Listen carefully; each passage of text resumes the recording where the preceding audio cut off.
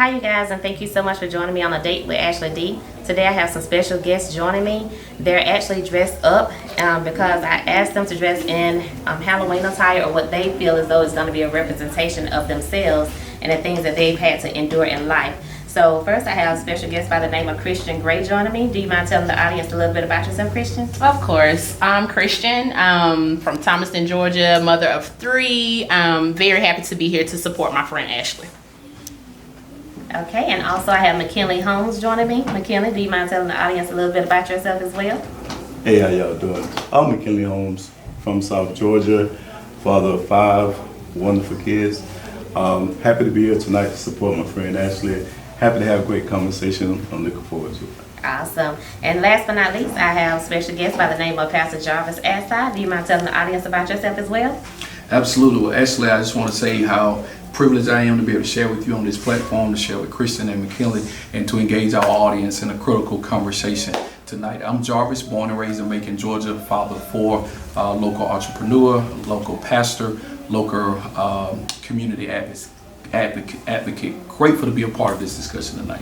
Awesome. Thank you so much for joining me, Jarvis, and McKinley, and Christian. And now we can go ahead and get started. Y'all ready? Absolutely. All right. So first and foremost, myself, I am dressed up as a she-devil because we know that the devil is always busy in our lives. And he's definitely been busy in my life in regards to I've been labeled as being mean, standoffish. I've been labeled as being just stuck up. So basically, no one knows the pain that I've had to endure over the years as to what's causing me to keep people at a distance with my, weapon here.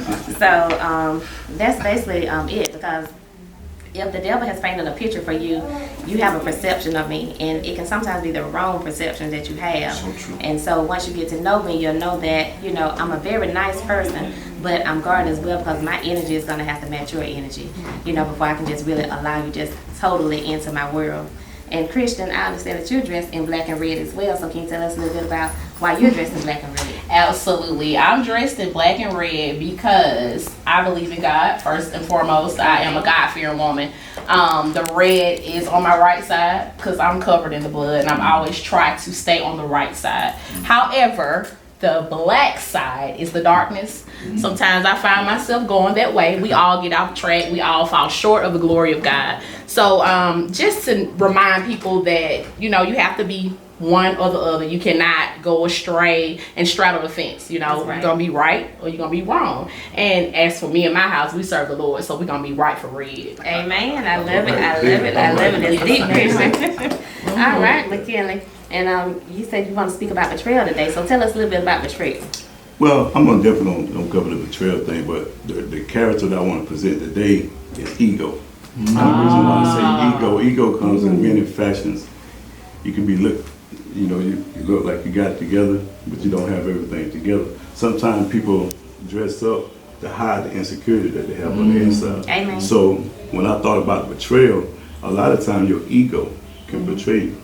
Because sometimes you can try to match the character of your ego and be a person that you're not, and not represent who you really truly are on the inside. So to me, I think it's important that people see in this Halloween season, there's many different characters. It doesn't matter how they look. Wow. Right. But sometimes, the message is all about the message. So I want to talk about the betrayal side, but also want to let you know how the ego fits in. Well, thank you so much for sharing that information, McKinley. That was deep. Look, they got something special in store for us. Okay, Pastor Jarvis, and tell us a little bit about your character, and you're dressed up as a priest. Tell us a little bit about it. Well, Ashley, when you gave me the invitation, this was all I had, my Halloween outfit from last year. And so I chose again just to take on this priestly mark. I believe that the work of community and civic engagement is so needed with the hopelessness that is running rampant in our community. And so hopefully this outfit will speak to the fact that my life is being dedicated to that of service, that of reaching the marginalized and the least of these. Awesome. Oh, awesome. That's Yes. deep. Thank you. Thank you. That's real good. That's needed. Yes, it Necessary. is. Yes, it is. Okay, so I also said that I wanted to talk about, child support. That's going to play a part in betrayal, and everything is just really going to come in together. So today I want to start with you, Pastor Jarvis, if you don't mind, because I understand that you're a father. And I see on social media all the times you're showing your babies, and they're beautiful. You got beautiful babies. So as a hands-on father, how is it financially having to provide for your kids, being that you have them on a consistent basis? That's a loaded question, and I think that these conversations like this always push me to operate from an authentic space. You know, when I knew we was going to sort of be sharing about child support, I kind of did some research on really why was child support brought about, how did it start, and it started based for the non-custodial parent, which can be a man or a woman that's taking care of the child, to be able to provide some financial support as well as cover some medical expenses. Where I do, I'm a father of 4, and I am grateful to be able to provide them with support financially. And then one of my sons also the medical. Child support has grown on me.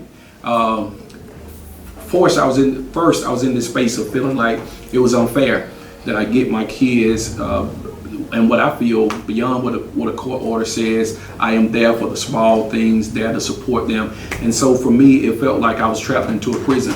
Shout out to one of my old teachers who said to me one day, just pay it. And when he challenged me on that, thinking the other side of that coin of just paying it as a non-custodial parent, he says, as a believer, then I want you to know that then God, you put that responsibility back on God to take care of you. And so if you take care of his children and I guess here's my message, change the perspective. It's true that I take care of them. It's true that I've been court ordered to pay child support, but the perspective is that they're able to get extra. And so when I take on that perspective, then I know God has a responsibility to take care of me. Awesome. Okay, that is awesome. That is awesome. Yeah, very good answer. And so how do you feel as though, and McKinley, you can feel free to chime in at any point, throughout the questions as well. Coming from a man and Christian, I'm going to get to you. Jarvis, and you mentioned about being hands-on with your kids, and you felt like it was unfair, and you felt like you were just, in a box, closed in when you had to pay child support. So my question to you is, do you feel as though child support is hindering the parents from being able to properly communicate with one another, because now this word child support has put a wedge between them? Absolutely. For some, I would say, actually, again, for me, once I changed my perspective, then it created for me, in particular as a believer, it changed everything about that narrative. And so I am grateful to be able to do what I do, but it can absolutely divide that wedge, especially when you know what you're doing and you feel like you're going above and beyond. And here's another thing I think, when you also feel it's not appreciated. Yeah. Okay, so when you say not appreciated, can you elaborate a little bit on that for me? I think just this idea of sometimes the non-custodial, the other parent wanting more, not saying things like thank you that don't really cost you a lot. Will play tricks and or mind game and say you ought to be doing more, without being considerate of the fact that when parents don't stay in the same house, the other parent still got bills, okay? There's light, and so for those kids to be able to come into my space, I have to have running water and running lights outside of the child support. And so those kind of things, just basic consideration, it's kind of going back to the basics, just being considerate. Right. That's right. That's right. Okay, so what about when the mother says, well, I had to pay this, I had to pay that, and I need you to go ahead and pay this money, because they feel as though they've taken from, even though both are responsible for the child, sometimes, if they've had to take care of the child day in and day out, they feel as though the father should go the extra mile to do a little bit more. How do you feel about that? Both of you. Oh, you want me on that? Yeah. It's kind of interesting because when it comes down to the communication part, the child support, the person will always want more. Timing is always, like, nobody know when the water heater gonna go out. Nobody know when the motor gonna go out. Nobody know when somebody need to set the tires. But if you was able to communicate those things, when you can communicate with respect, then the expectations can be met. But if you can't communicate with respect, how can you meet the expectation? Because the person will always want more. Like, I always look at it like this, and I just like Pastor said earlier, man, my thinking about it was in the beginning, it was terrible. I mean, I thought that she was only using it as a weapon. Oh my goodness, I got to sit in court, and all the men in court for child support. I'm like, wait a minute, I take care of my kids. I try my best to do the most that I can with my kids. So in the beginning, like when I started working, minimum wage was $3.75. So I remember having 3 kids at a young age, not having a proper father figure. I'm sitting there thinking, man, I done worked all week. I made $110 after they took out child support. So I wasn't eager to try to spend as much time with my kids. So when you say, what about when something happened and the mom need that, I understand that. But the mom also got to understand that it goes both ways.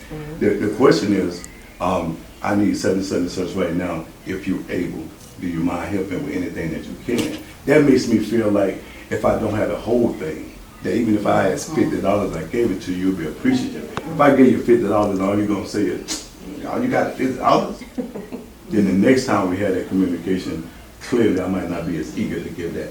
So it's all, to me, it's all about the communication thing. The expectation gonna always be clear. Yeah, that's true. Okay, so what about when the parents say, well, I have to get, the child needs a coat, but my money is low. As a father, how do you respond to that?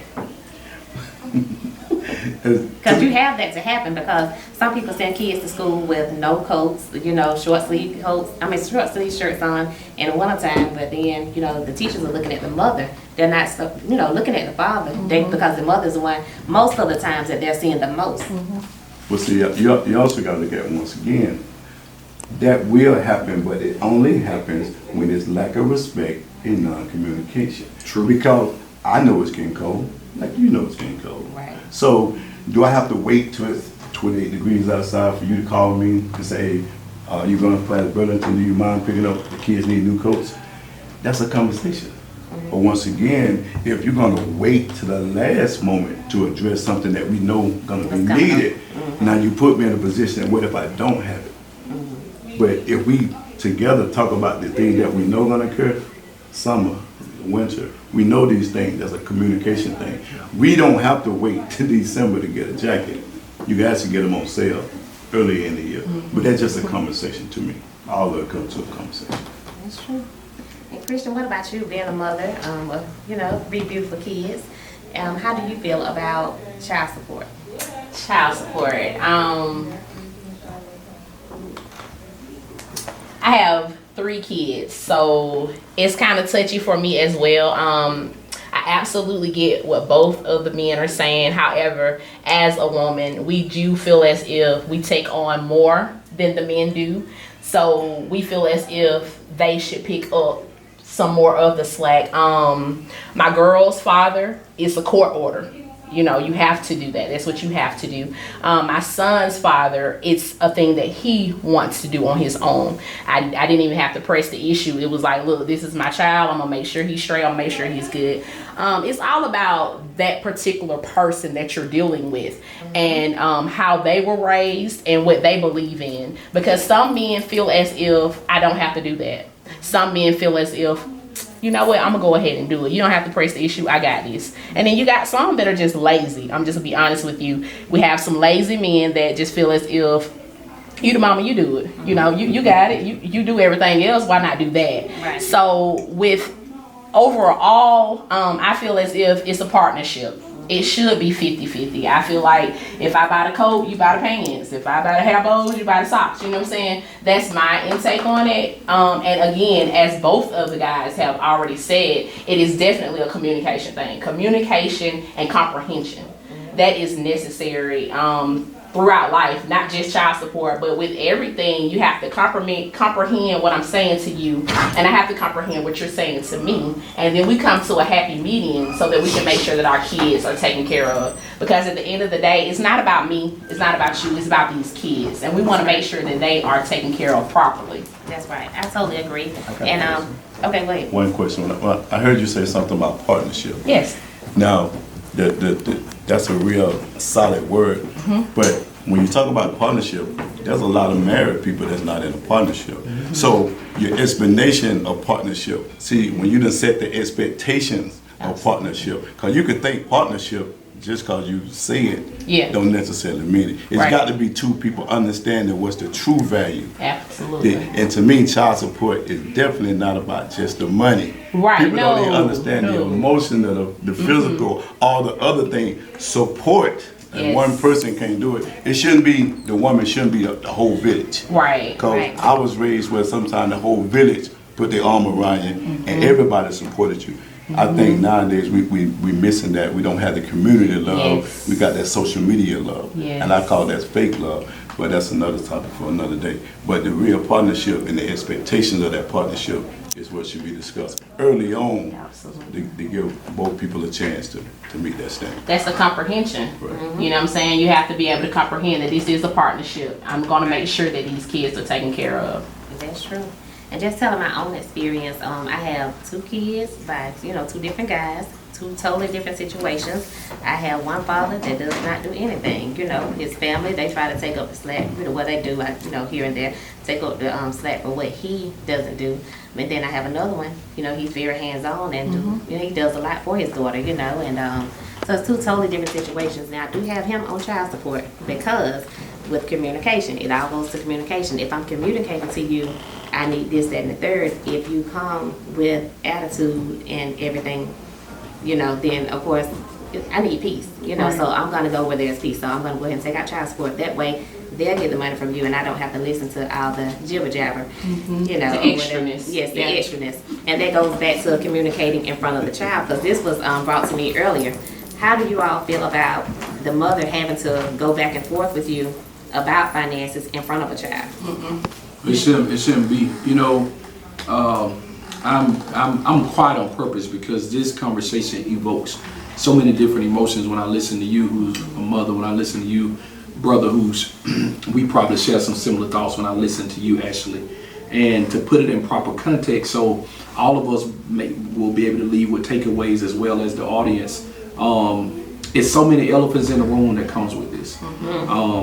And so one of the things, man, it's so hard. You invited a preacher, so we get long with it. All right, but let me just sort of say, I think that no, conversations about finances should never happen in front of the kids. No grown conversations, let me answer your question. No grown conversations should ever happen in front of the kids, because that level of stress that falls onto them, kids feel like they are torn in between.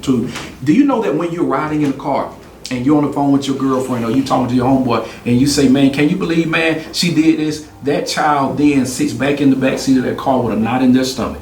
And our maturity and our emotional neutral state, we have to make sure that we are practicing emotional balance, because anytime the child is present with us, whether in the car, whether in the living room, that ain't the time to talk about your financial problems or talk about the other parent. And I'll just sort of digress on that point, but those things have to be discussed. You don't have to be in a romantic relationship with somebody again to operate in a partnership, but who's going to sort of take the emotions out of it and really say this is about the child. No conversation should be happening about the other parent in the presence of the child. And now, if it's positive, that's great.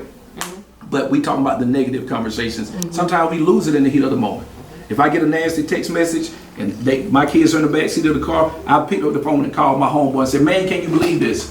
And that child began to feel a certain type of way. And kids love their mothers. And so I have to remember that. And where I am now, I often bite the bullet and think about them. And despite what I'm feeling, rise to this emotional neutral state and say, it ain't about me. It ain't about what I'm feeling. I can handle that. I can take that to God in prayer later on tonight.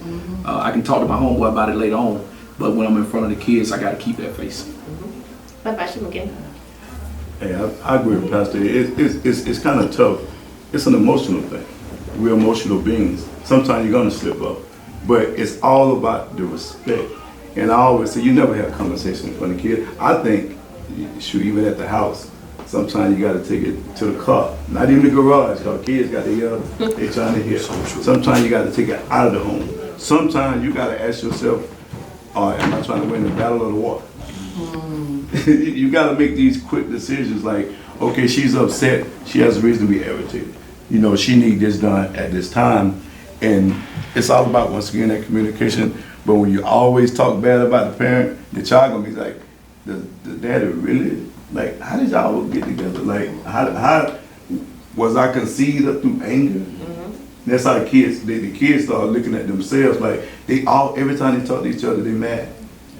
I think the kids should hear them and say, you know what, Queen, I appreciate the thing that you've been doing for the household. I think the kids need to hear their father celebrate the mom. Like, real talk, I gotta let you know you're doing a great job with the kids. I think that's just as much as we talked about the appreciation part earlier. Sometimes a person needs to hear that. I know I ain't told you in a long time. I love how you've been raising our kids. The things that you've been pouring into them. I'm glad that God put the things inside of you, gave you the grace to be able to handle our kids in an amazing way that you do. The kids need to hear the positive side. Because every time, you know, the emotional side will always be, and it's always coming from a place of anger. And I don't think the kids should deserve it. Okay, that's good from both of you. So Christian, with the emotional part, they say as women, we tend to want to hurt men by hitting them where it hurt, and that is their pocket.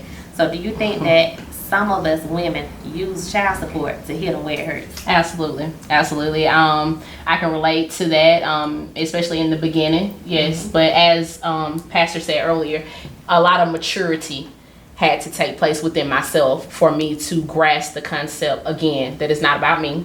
We're no longer together. I do not have to be with you just because I have a child by you. So once I got past that part, I was able to grasp that, you know what I'm saying, embrace my flaws per se, and say, okay, hey, look, we did that. This is what we're doing now. You know, this is about this child in this moment. To piggyback on what McKinley was saying a few minutes ago about the ego. I have an issue with that because a lot of the men have ego problems. It's not that I'm trying to control what you do with your money.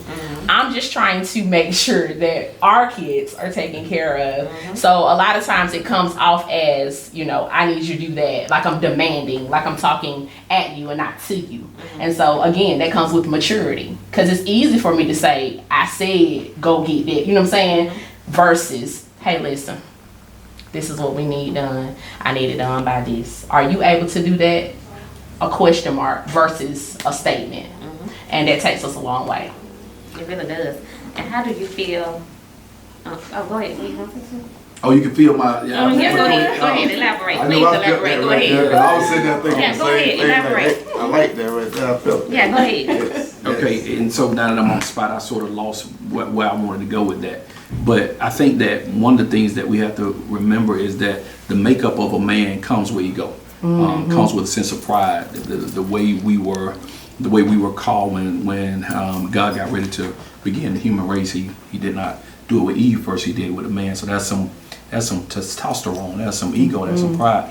I think the issue though is when that ego and pride gets in the way of, again, that emotional balance, that communication, and all of that that's needed. One of the things that I want I know we remember, but also the audience, is that remember, non-custodial parents don't always have to be the dad.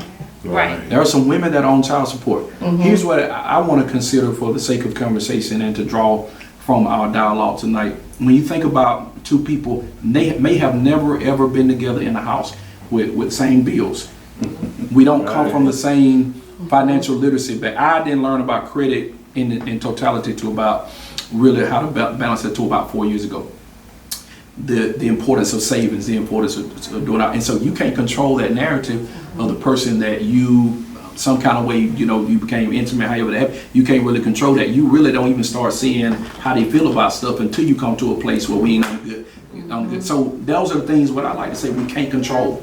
We can't control that, but what can we control? We can sort of be open and sensitive and be observant. One of the things that I look for now as a mature, that the money that I can look at the well-being of my children. Yes. I can see that they got on clothes that fit. I can see that they're properly groomed. And we're not gonna get into the things we do as men. If the haircuts, because it don't matter. That's ego and pride mispositioned. When your kids are with you, they're with you. Can't wait to see mine tomorrow. But at the end of the day, we also sort of got to think about this thing, or whatever the case may be. Again, other people have to live, and we got to start talking about budget. Here's was a concern of mine, coming from somebody who was in the house with my kids, being married and then leaving, and it's sort of like, in my mind, the kids, budget-wise, probably can't do everything they used to do. Kids are in private school. Kids got extracurricular activities. Just hear me out. I'm interested to hear what y'all thoughts on this are, because now I have my own rent. Caught all of that, okay? That it once was combined, but now I have to, I have to do some more things. If that is the case, what is wrong with this communication and this maturity piece by saying, hey, this is where I am, because at that time it ain't no let in on what I'm all of that. And let's deal with the elephant in the room. When you get those child support papers, you're gonna see what that person making. They're gonna have it up there. Well, at least that's my situation. You're gonna know. And it's sort of like, okay, we gotta sort of talk. So if one good ain't good with money, the other good with money, you have to start having those conversations about, hey, Sally Mae might can't just do that right now. And that's okay. As we progress in life, make ourselves more marketable, the more I have, the more I'm willing to do.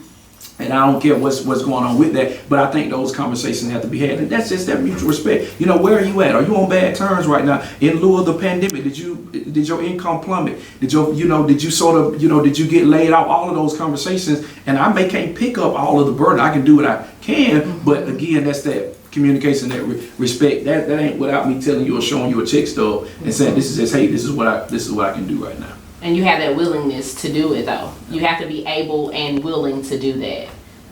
Yeah, I think so too. And for a long time, when it comes to budgeting, I was horrible with budgeting. And so when it came to child support, I put a little more pressure on him because of my lack of being able to, control my finances and my spending habits. So I did put a lot of pressure. But now with the mindset I have, I'm going to get out there and go get it, to take up the slack where he's not able to, right now, maybe this week he doesn't have it. So let me get out here and do what I need to do, as a mother, whatever, not be so dependent on that child support to come in.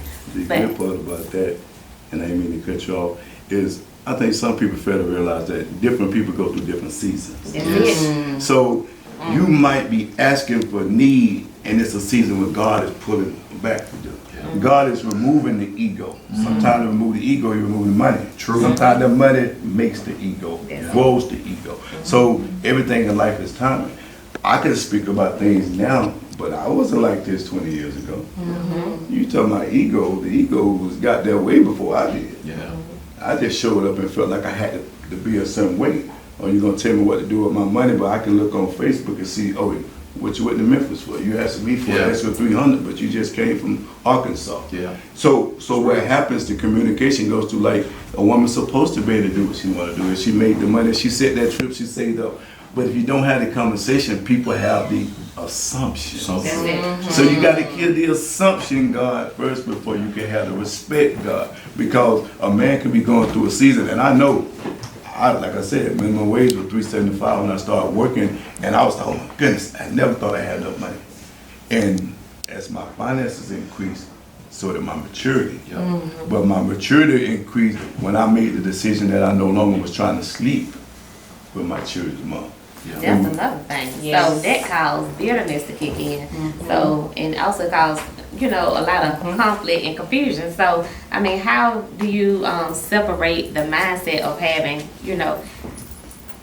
child support and taking out child support on this man you still sleep with? As soon as you get mad, you're going to run over there, you're going to take out child support. So, as a man, how do you handle that when that happens? What is your mindset?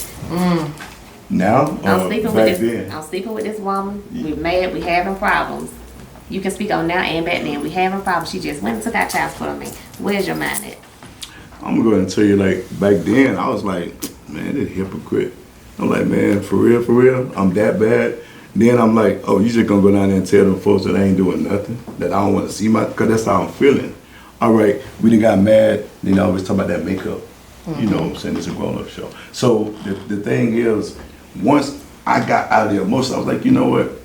Me continuing to sleep with my kids, mom ain't doing nothing for neither one of us. Once, here I am with 5 kids. Now, that's a whole nother thing where when women don't know the baggage that the man brought to the table. We don't know if that man had a proper male figure in his life. True. I know, and I always be blunt, honest, and I told my therapist this one time. She said, did your father ever teach you anything? I said, yeah. He's talking about to be a bigger hoe. And that's just a fact where he was. He was giving me what he thought was his best attribute. See how silly that sounds now?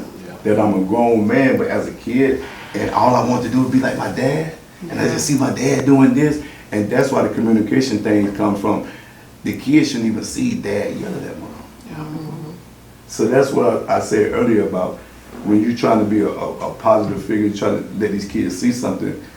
I don't even want the kid to see me at the house. And I used to have that conversation, like, no, we can't do this because the kids don't need to see dad and even early in the morning before they get up.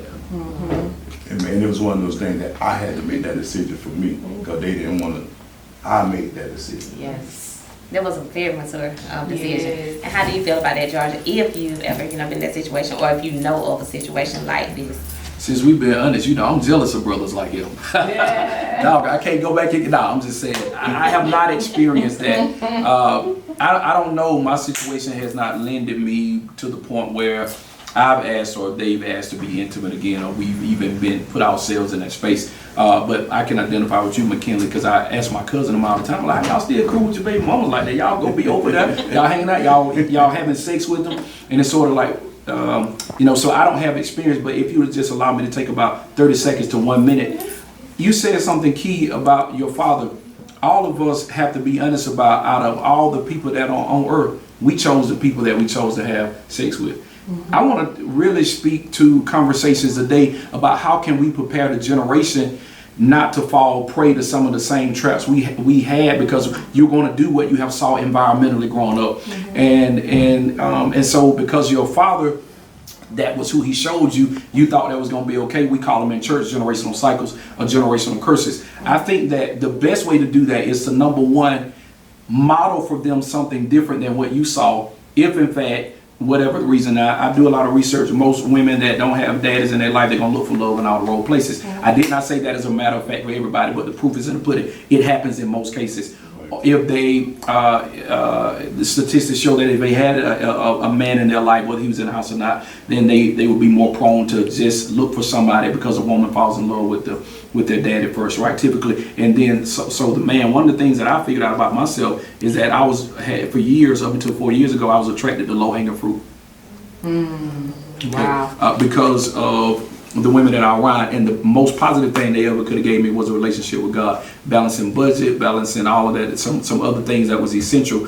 I realized the women that I was choosing didn't have the capacity to cover what it is I was carrying, entrepreneurship and all of this other kind of stuff. So how can I create that? I can create that by not allowing my boys to see, when they're with me, women running in and out of my house, not introducing anybody to them until I feel like it is headed toward marriage. So I want to talk about those cycles that we've got to break, and you really can't break that until you start modeling something different from them to change that narrative. Because McKinley, as long as you and her would have stayed that emotional, your sons and your daughters, if you have them, they was going to recreate the same thing, unless they would have been what we call an exception to the rules. The thing about exception to the rules, they are just what they say. They don't happen every day. Right. 9 times out of 10, we're going to recreate the same trauma that we saw coming up. So the woman that saw her mama getting beat and she thought that was love, she's going to typically recreate that same trauma for her children haphazardly. She said, I'll never be like that, but I've never been showed anything different. So I'm going to go out and find the same thing. Just a thought.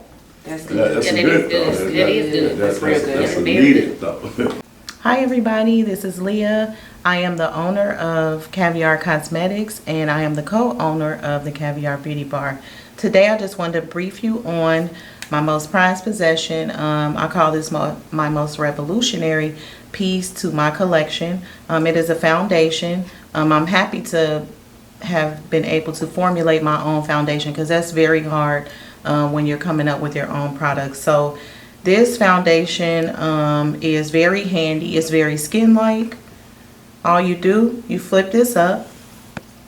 Here's a pump on the back. You pump it, comes out onto the tray, and that's it. You take your brush, you take your beauty blender, whatever it is that you like to use, and you just go for it. Very convenient. It can fit right into your makeup bag as long as you have a couple little brushes and a beauty blender.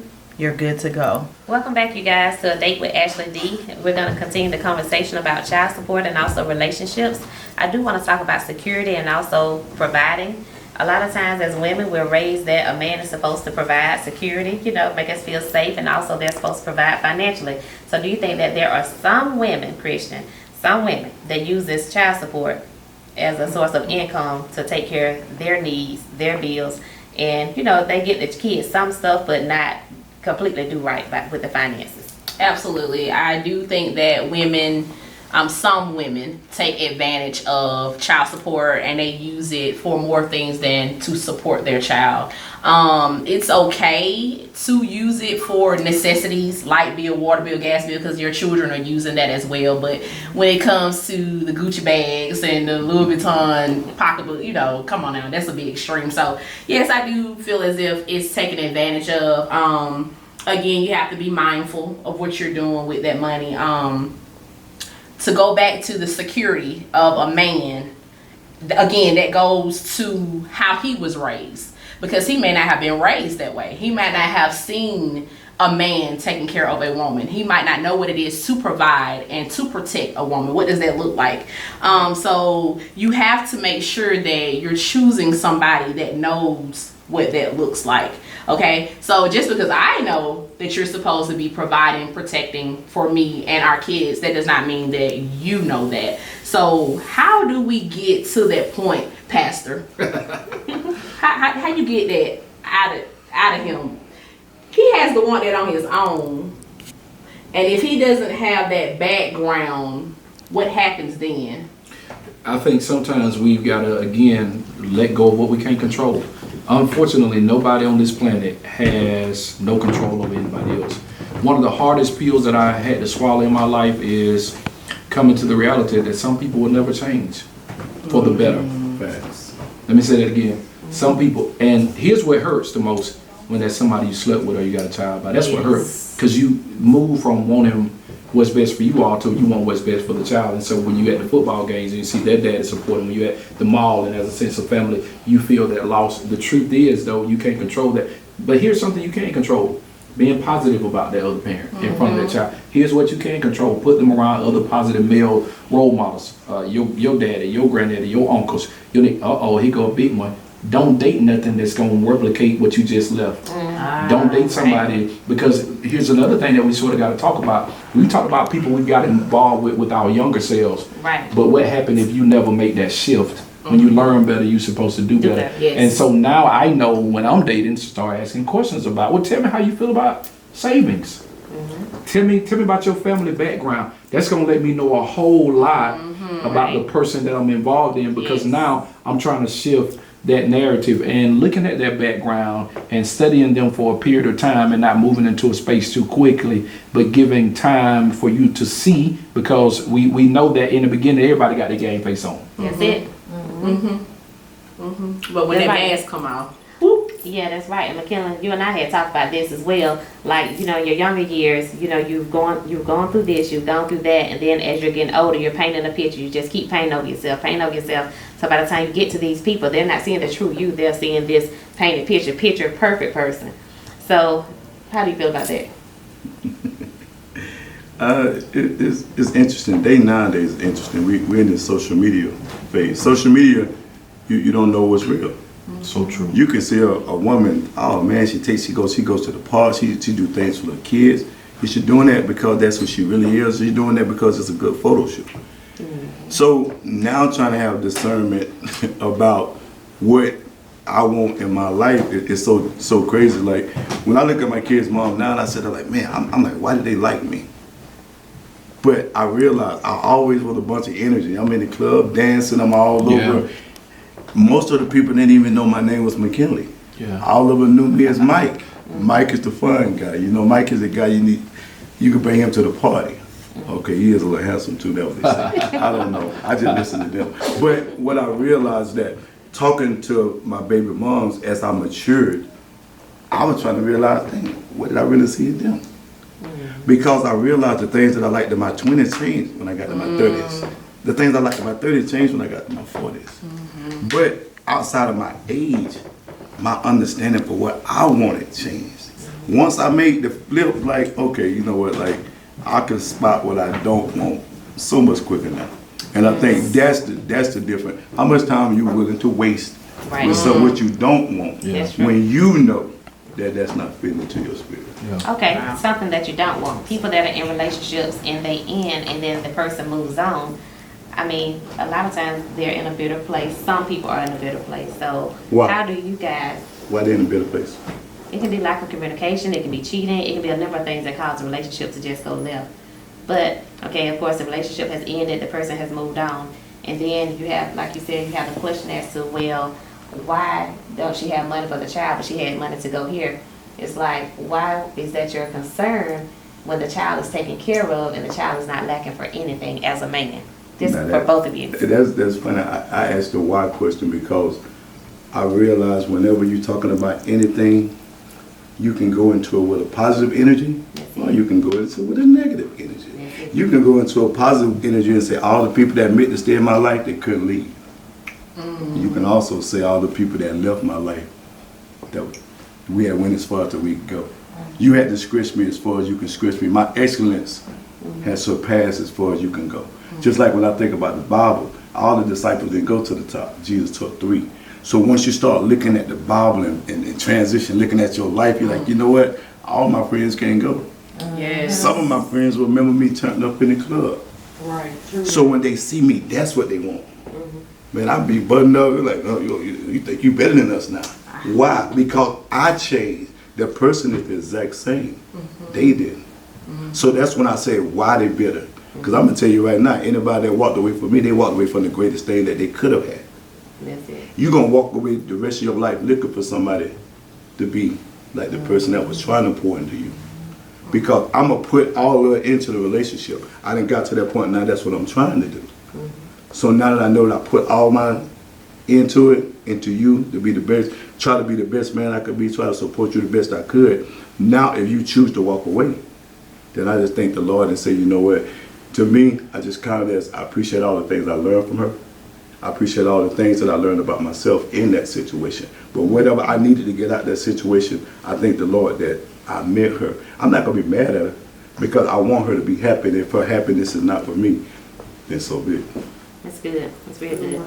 And Pastor Jarvis, what advice can you give the younger generation that is growing up and that are currently dating? What advice can you give these young men when it comes to choosing young women?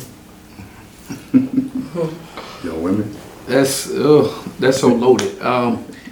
One of the things that I would say prior to dating is to take time to find out what it is you like, what it is you actually like about. So it's basically being in tune with yourself, all right? And then out of being in tune with yourself, take time to build a list of non-negotiables. Learn your love language. Learn the things that if you're going to date, you know, this is what I see, this is how I envision it. So it is a mental picture, but it's also something that if you like me, you can write it down to give yourself a check and a balance system. And then use opportunities where McKinley talked about earlier where relationships didn't work, kind of evaluate why they didn't work. Maybe you had an appetite for something that was unhealthy. You had an appetite for something that was toxic when God said to Adam and Eve, look, you got access to all of this stuff. It is like you in the dating market. It's what, 8 billion people on the planet. You got all these beautiful women out here, but everything ain't going to be good for you because whoever has your ear has your future. And so if you want to invest your time in that, you got your list. You're going to build from from past dating relationships, and you're going to know what it is you don't like. Here's the last thing that I would share that's so critical. Please do not ignore red flags or gut feelings. They are trying to communicate with you that the level at which you're on right now is not lying to you. File on the play. The alarm is going off. And if you are blinded by beauty, if you're blinded by intellect, if you're blinded by what the person can give you and you ignore the red flags, then you're on your way again to basically wasting time, to continuing cycles of low vibrations, and ultimately putting yourself in a position for your heart to be bruised and broken again. That's good. Thank you, Jarvis. That's very good. That's good. And McKinley, coming from a male and a father, what can you tell the young women out there when it comes to choosing a young man to be in their life? Well, see, when it comes down to relationship, like I always tell my daughters, I say, listen, I don't want you to say things like society say. Your relationship not going to be built on how society is. We grew up watching the Hustlers, the Cosby Show. Now we got older, oh man, how they gonna talk about, we still feel some type of way because they said something about Bill Cosby. Because he was what we thought represented what a good father is. Thanks. He got a family man, family value. But real life can be like that. But when you start setting an expectation, like what are you really looking for? So I tell my daughter, says, don't never tell a man I don't need a man. Because if you tell a man you don't need a man, I'm gonna feel like, okay, I'm gonna treat it like, okay, she don't need a man. I'm gonna have a little fun then because she don't need a man. Because I want a woman. If she don't need a man, that's... But sometimes a woman can feel as though I don't need a man when it comes to this, such as taking care of my bills, or I don't need a man when it comes to that. That's you know, good, but when it comes the question is, do you have to verbally tell him that? Sometimes, some secrets you need to hold on the inside. Because if I sit there and say, oh man, I want my woman to be like one of the scrippers. If my girl don't have is what she perceived to be a scripper, I could have told her ego down. I could have told, she could already been feeling bad about herself. I made her feel worse because I told her that's what I want. And just because a person look fabulous don't mean that they are fabulous. So that's what I tell them. I said, hey man, hey, whatever he say, call your dad. We'll talk about it. You know, be open to have some communication, not with the people that gonna tell you, girl, y'all look good together. Have the conversation with somebody that could say, okay, does he talk to his mom? Does he pray? What are the things that you see that he does? What do you actually like about it? It got to be more than the six-pack, or he fine.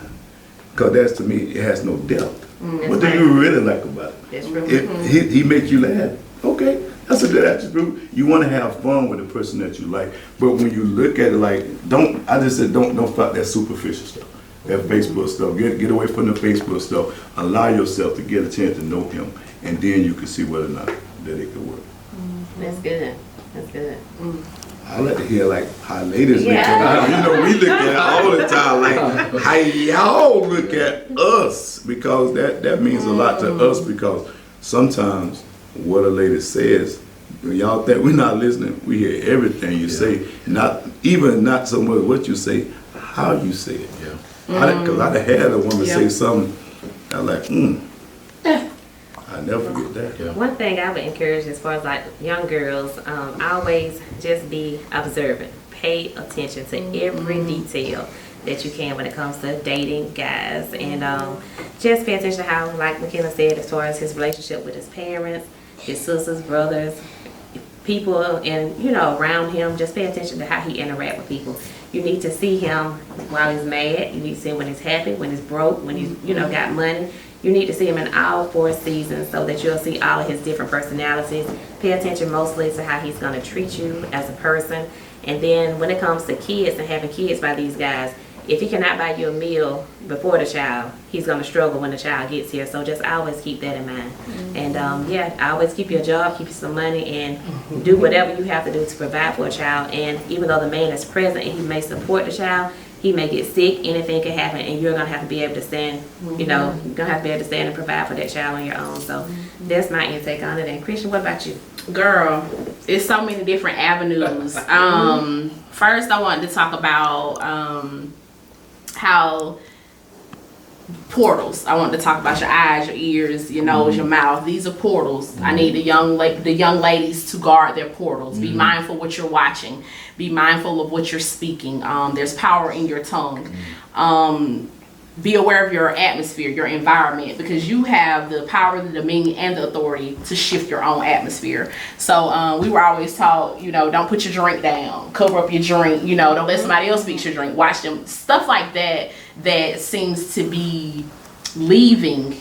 Like, we no longer talk about those things. We no longer impart those things into our younger generation. But they need to know these things, because that's what's going to cause them to be built up. And in addition to that, I wanted to talk about what McKinley was saying as far as I had said earlier, how we talk at men and not talk to men. This is not a little boy. This is a man. If you found you a man and not a little boy, okay? Let's get that clear first. So if you have a man, be mindful of how you talk to your man. You want your man to feel loved. You want your man to feel encouraged. You want him to know that you have his back because he has your back. And that's important. A lot of times we tear each other down with our words, our tone, our attitude. It can be said different ways. It's not how you say it. It's not what you say, it's how you say it. That's true. And so with that being said, you have to be mindful with who you're in a relationship with. And also, as both of the men said, look at their background. Do they pray? Do they know God? Do they fear God? do they have that agape love for you? I need you to love God and be submitted to Him first. Because if I know that you're submissive to Him, then everything else is going to fall in place because you're the head, and it's going to fall down like it's supposed to fall into place. That's true. So what about a guy who is, loving, God-fearing? He's a God-fearing man. He's a good man. However, when he's upset, he's enraged, and he doesn't know how to talk to you as his woman. So as a woman, you're in defense mode, and you talk back at him and not to him. So fellas, what can you do differently, so that your woman's not talking at you, but she's talking to you? I think that we're talking about, I want to establish, we're talking about dating stage or relationship. Either one of them, it can work. Because none of us are perfect, we're able to have this conversation because we did some trial and error and some maturing. But even in our current dating relationships or whatever the case may be, the truth is that all of us will still bring emotional baggage, psychological baggage, and we will all have areas of, or what I call opportunities for improvement. With that being said, we have to do things different. What you do is you keep an open communication about this is not working. All right, then you're going to do that, and then you're going to practice making sure that you're going to keep yourself in a neutral state, so when one is high, the other one is sort of going to be able to stay right here. Let's move a little bit farther. You notice a pattern, 6 months, ain't nothing you did. This is the pattern of anger. Here is the hardest thing that we don't like to do. You got to make a decision for yourself then, is this going to work for me or is it not?